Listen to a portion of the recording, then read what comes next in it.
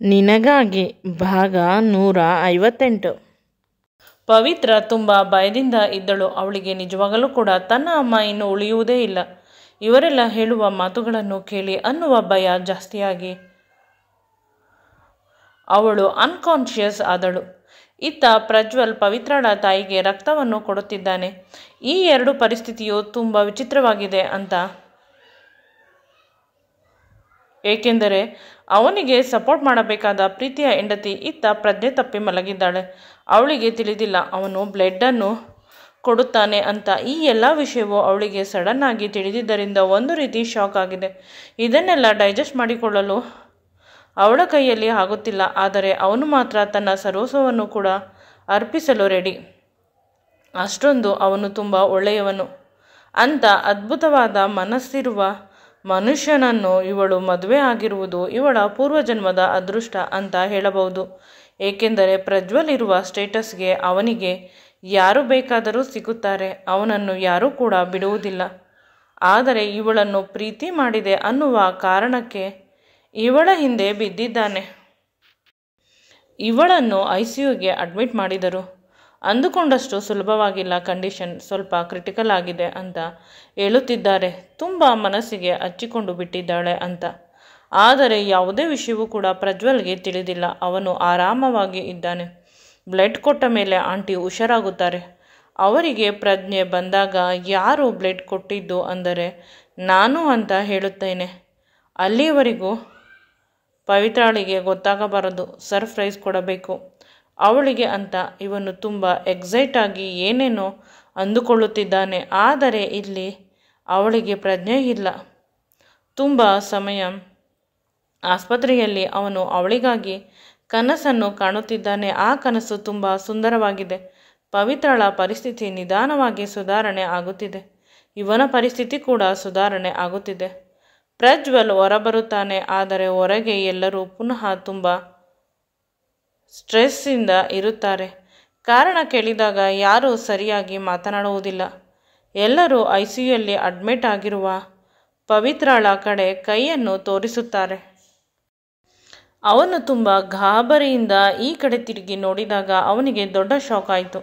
ಅವನು ಅಂದುಕೊಂಡಿದ್ದ ಪವಿತ್ರಳ ಅಮ್ಮನಿಗೆ ಏನಾದರೂ ತೊಂದರೆ ಆಗಿರುತ್ತದೆ. ಅಂದರೆ ಪವಿತ್ರಳೆ ICU ಬೆಡ್ ಮೇಲೆ ಮಲಗಿದ್ದಾಳೆ. ಅಯ್ಯೋ ಭಗವಂತ, ನನ್ನ ಕಣ್ಣಿಂದ ಇನ್ನೇನು ನೋಡಬೇಕು ಅಂತ ಇವನು ತುಂಬ ಬೇಸರದಿಂದ ಅವಳ ಬಳಿ ಓಡಿ ಹೋದ. ಆದರೆ ಅಷ್ಟರಲ್ಲಿ ಅಲ್ಲಿ ಇದ್ದವರೆಲ್ಲ ಅವನಿಗೆ ಸಮಾಧಾನ ಮಾಡಿದರು.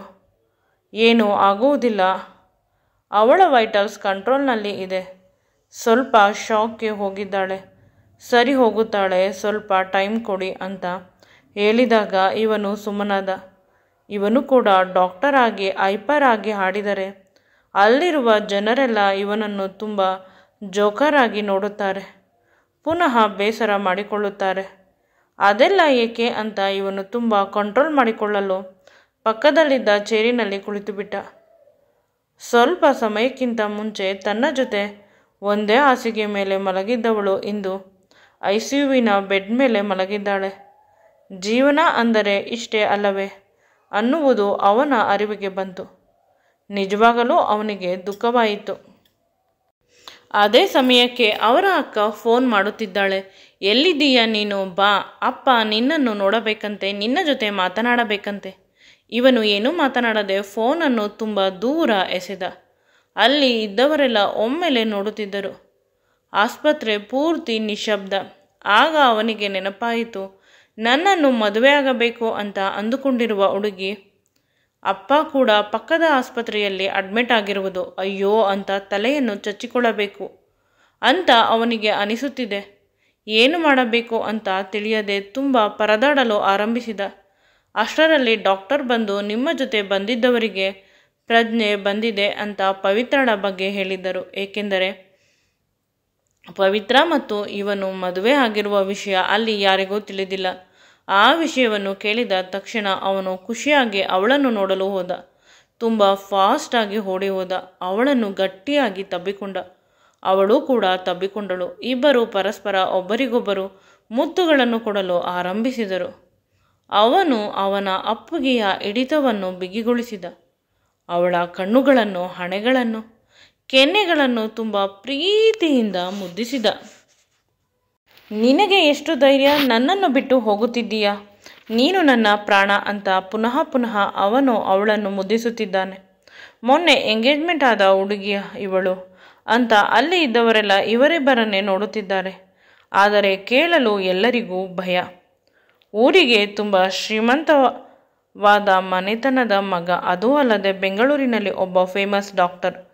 ಅವರ ಬಳಿ ನಾವು ಅವರ ಪರ್ಸನಲ್ ವಿಷಯವನ್ನು ಮಾತನಾಡುವುದು ಸರಿಯಲ್ಲ ಅಂತ ಅಲ್ಲಿ ಇದ್ದವರೆಲ್ಲ ಕಂಡರೂ ಕಾಣದಂತೆ ಸುಮ್ಮನಾಗಿ ಬಿಟ್ಟರು.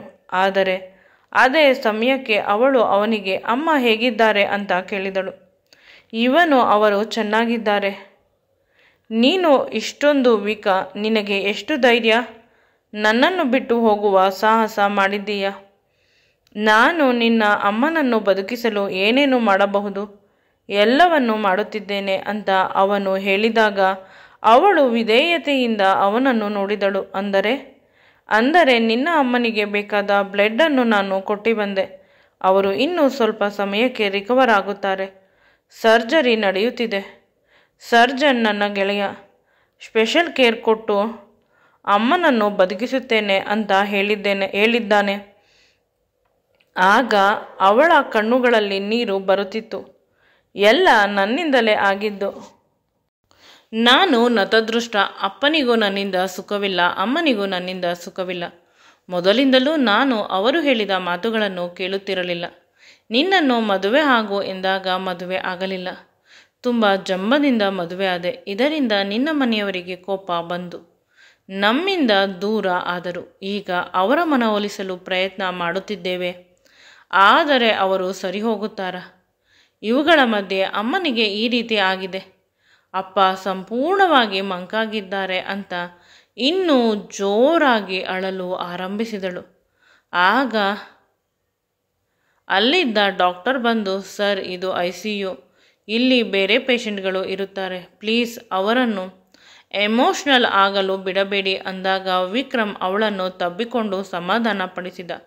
ನಾನು ಇರಬೇಕಾದಾಗ ನೀನು ಹೇಗೆ ಚಿಂತೆ ಮಾಡುತ್ತೀಯ? ನಿನ್ನ ಅಮ್ಮನನ್ನು ಆರೋಗ್ಯವಾಗಿ ಹೊರಬರುವಂತೆ ಮಾಡುವ ಸಂಪೂರ್ಣ ಜವಾಬ್ದಾರಿ ನನ್ನದು ಅಂತ ಪುನಃ ಅವಳನ್ನು ತಬ್ಬಿಕೊಂಡು ಅವಳ ಹಣೆಗೆ ಮುತ್ತು ಕೊಟ್ಟ. ಅವಳನ್ನು ಹಾಸಿಗೆ ಮೇಲೆ ಕೂರಿಸಿ, ನೀನು ರೆಸ್ಟ್ ಮಾಡು, ನಾನು ಅಮ್ಮನ ಬಳಿ ಹೋಗಿ ಬರುತ್ತೇನೆ. ಅನಗತ್ಯವಾಗಿ ಚಿಂತೆ ಮಾಡಬೇಡ, ಎಲ್ಲವನ್ನು ನಾನು ನೋಡಿಕೊಳ್ಳುತ್ತೇನೆ. ನಿನ್ನ ಅಮ್ಮ ಬಹಳ ಬೇಗ ಆರೋಗ್ಯವಾಗಿ ಹೊರಬರುತ್ತಾರೆ ಅಂತ ಇವನು ಹೇಳಿದಾಗ ಅವಳು ಪುನಃ ಅವನನ್ನು ಗಟ್ಟಿಯಾಗಿ ಹಿಡಿದುಕೊಂಡಳು. ಅವನು ಅವಳ ಕೈಯನ್ನು ಹಿಡಿದುಕೊಂಡು ಸಮಾಧಾನ ಪಡಿಸಿದ. ಹೆದರಬೇಡ, ನಾನಿರುತ್ತೇನೆ ಅಂತ ಕಣ್ಣುಗಳಲ್ಲಿ ಅವಳಿಗೆ ಸಾಂತ್ವನ ನೀಡಿದ. ಆಗ ಅಲ್ಲಿದ್ದ ಸಿಬ್ಬಂದಿಗೆ, ಪ್ಲೀಸ್ ಸ್ಪೆಷಲ್ ಕೇರ್ ಕೊಡಿ ನನ್ನ ಹೆಂಡತಿ ಅಂತ ಹೇಳಿದ. ಎಲ್ಲರೂ ಆಶ್ಚರ್ಯವಾಗಿ ಮುಖ ನೋಡಿಕೊಂಡರು. ಆಗ ಅಲ್ಲಿ ಇದ್ದ ಒಬ್ಬ ಸಿಸ್ಟರ್ ಹೇಳಿದರು, ಸರ್, ನಿನ್ನೆ ತಾನೇ ಎಂಗೇಜ್ಮೆಂಟ್ ಆಗಿದ್ದು, ಮದುವೆ ಯಾವಾಗ ಆಯಿತು? ಹೆಂಡತಿ ಅನ್ನುತ್ತೀರಾ ಅಂತ. ಅವನಿಗೆ ತನ್ನ ತಪ್ಪಿನ ಅರಿವಾಯಿತು. ಅಕಸ್ಮಾತ್ ತನ್ನ ಅಪ್ಪನಿಗೆ ಈ ವಿಷಯ ತಿಳಿದರೆ ಇವಳ ಪ್ರಾಣಕ್ಕೆ ತೊಂದರೆ ಅಂತ ಅವನು ತುಂಬ ಕೆಟ್ಟದಾಗಿ ಮುಖವನ್ನು ಮಾಡಿಕೊಂಡ. ಕಣ್ಣುಗಳನ್ನು ದಪ್ಪ ಮಾಡಿಕೊಂಡು, ನೋಡಿ, ನಾನು ಹೆಂಡತಿ ಅಂತ ಅಂದಿಲ್ಲ, ಹೆಂಡತಿ ಆಗುವವಳು ಅಂತ. ಎಂಗೇಜ್ಮೆಂಟ್ ಆಗಿರುವುದು ಇವಳ ಜೊತೆ, ಅರ್ಥವಾಯಿತಾ ಅಂತ ಅಂದಾಗ ಎಲ್ಲರೂ ಸುಮ್ಮನಾದರು. ಇವಳಿಗೆ ಬೇಸರವಾಯಿತು. ಸಮಾಜದಲ್ಲಿ ನನ್ನನ್ನು ಹೆಂಡತಿ ಅಂತ ಹೇಳಿಕೊಳ್ಳಲು ಕೂಡ ಇವನಿಗೆ ಸಾಧ್ಯವಾಗುತ್ತಿಲ್ಲ. ಆ ರೀತಿಯ ಜೀವನವನ್ನು ನಾನು ಇವನಿಗೆ ಕೊಟ್ಟುಬಿಟ್ಟಿದ್ದೇನೆ ಅಂತ ತುಂಬ ಬೇಸರದಿಂದ ಅವನ ಕಡೆಗೆ ನೋಡುತ್ತಿದ್ದಳು. ಆದರೆ ಇಲ್ಲಿ ಎಲ್ಲ ಮೀರಿ ಹೋಗಿದೆ. ಪರಿಸ್ಥಿತಿಯನ್ನು ಸರು ಮಾಡುವವರೆಗೂ ನಾವಿಬ್ಬರು ಸಮಾಜದಲ್ಲಿ ಗಂಡ ಹೆಂಡತಿಯ ರೀತಿ ಇರುವುದಿಲ್ಲ ಎಂದರೆ ಏನಾದರೂ ಸಮಸ್ಯೆ ಆಗುತ್ತದೆ ಅಂತ ಅವಳಿಗೆ ಅನಿಸುತ್ತಿತ್ತು. ಆದರೆ ಪ್ರಜ್ವಲ್ ನಿರಂತರವಾಗಿ ಅವನ ಅತ್ತೆಯ ಪ್ರಾಣಪಕ್ಷಿ ಆರಿ ಹೋಗದಂತೆ ಕಾಪಾಡಲು ಬೇಕಾದ ಎಲ್ಲ ಪ್ರಯತ್ನವನ್ನು ಮಾಡುತ್ತಿದ್ದಾನೆ. ಇವನ ರೀತಿ ಅಳಿಯಂದಿರು ಪ್ರತಿಯೊಬ್ಬರಿಗೂ ಸಿಗಲಿ. ಹೆಣ್ಣು ಮಕ್ಕಳನ್ನು ಯಾವುದೇ ತೊಂದರೆ ಆಗುವುದಿಲ್ಲ. ಈ ವಿಡಿಯೋ ನಿಮಗೆ ಇಷ್ಟವಾಗಿದ್ದಲ್ಲಿ ನನ್ನ ಚಾನಲನ್ನು ಲೈಕ್ ಮಾಡಿ, ಶೇರ್ ಮಾಡಿ ಮತ್ತು ಸಬ್ಸ್ಕ್ರೈಬ್ ಮಾಡಿ. Thanks for watching.